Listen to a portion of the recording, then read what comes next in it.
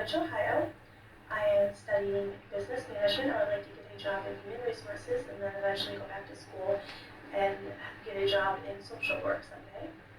I grew up in Barton, Vermont with my two sisters on a dairy farm, and also my parents owned a vegetable business as well where we sold vegetables.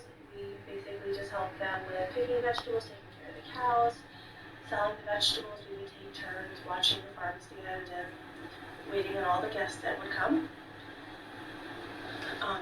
I lived there until I was about 18, where I got my first job in a grocery store, and then moved with my grandmother to save money for school.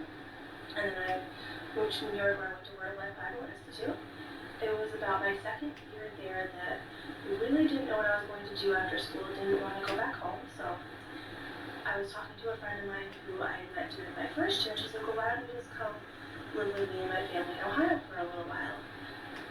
And you can find a job whenever, and you can move out at that point and do whatever you want to do that. So I was like, okay, well, I guess that's a good idea. So about halfway through my summer ministry, my second year, I did find someone who was going to be driving through Ohio, and they're like, well, we can definitely give you a ride. So I packed up all my stuff. The day before graduation, I moved to Ohio. It took me about 3 weeks or so to find a job. I would definitely say that the life-changing event there was learning how to be very independent very quickly and take care of myself. And I never really had to do that before because I'd always had people to depend on, whether it was my parents or even being in school.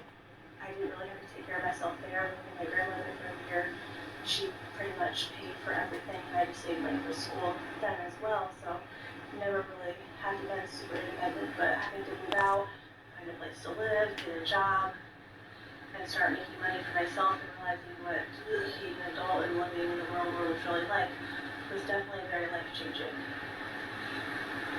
I have been here ever since. I've moved a couple different times since I've been here.